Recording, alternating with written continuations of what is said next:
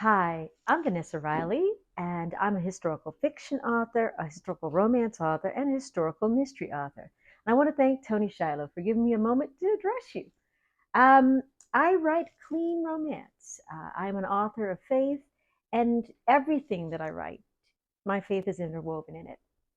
But these are mainstream publishers. So this is Kensington that I'm publishing, that's coming out or has come out, depending upon when you see this video, May 21st, 2024, A Gamblet Sunset. It's part of the brand new series, Betting Against the Duke. All right. And for those who don't like betting, just it'll be all right. It's not real betting. Georgina, I'm very deliberate when it comes to music, everything about it. And and what, Lord Mark Sebastian? It's Mark, the composer who can't finish his sonata. I had it. Now the notes have stopped again. I'm sorry, Mark, but that's no reason to grouse. And grousing doesn't bode well for our ruse. Remember, we are pretending to be a couple intended for matrimony. Fake courtship. That's my aside to you listening. How far do we take this, Miss Wilcox? My mother has sent a note requesting to see me. If she heard of my secret alliance, she will want to meet you prior to the Duke's ball. Would you like to meet her? Are you willing to take this ruse to that extent? Looking at his earnest face, charismatic blue eyes, I did wonder what his parents looked like. What traits of theirs did he have? From whom did he get those dimples? Georgina, I have a friend who complains I don't listen. I think I understand now.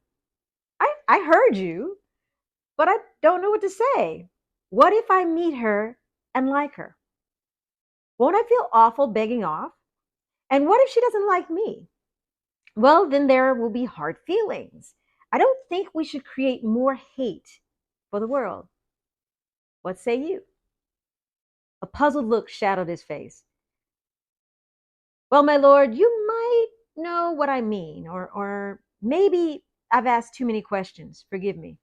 His mouth opened and closed, but no words came out. Please start again. I'm ready. He did this time, but it was a different song. I did not know, something slow and haunting. Your singing is good. From a waste to good. What do I owe the change in your assessment? He lifted one hand and tapped his temple. You're purposely trying to distract me. Is something wrong, or is this the reason you don't exhibit? No one has the patience to play for you. Very simple, my lord. Fear. Crowds look at me, make me feel very chilly. You can't sing cold. I listened to how he played, the command he had on the pianoforte.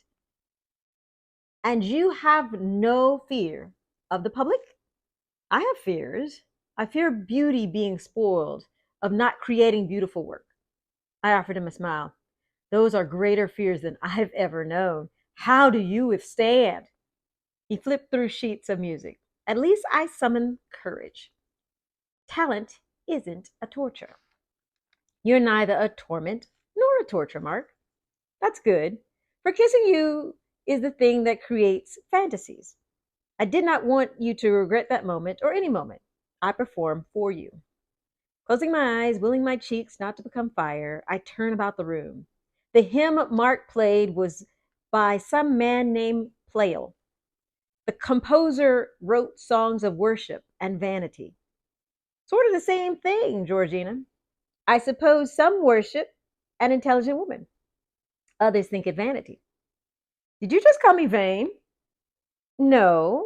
Helen Marie Williams wrote the words you half-heartedly sing. She is to blame for exposing you.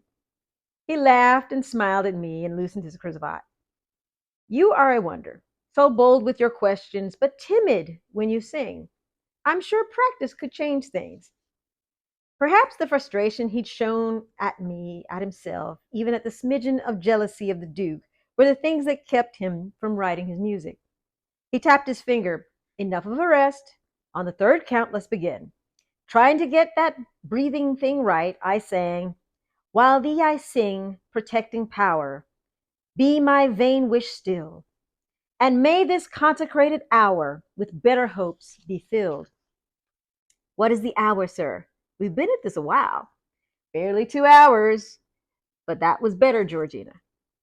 Going to the window, I looked at the empty street. The sun poured through the glass. We'll take a break in a moment. My teacher's voice pulled me back to him, not outside this house and running to see where the lane led. Never did, never did learn where to find the shortcut to the muse. Perhaps we should try another stanza, he said in a loud voice, then yanked a watch from his blue waistcoat. Actually, let's keep going. We have another hour before our time ends. That sounds sad. We were not very far into the piece. I knew no more about my teacher or what he longed to compose. I will miss this music room tonight. It's very feminine compared to His Grace's study, and it's very different from my house.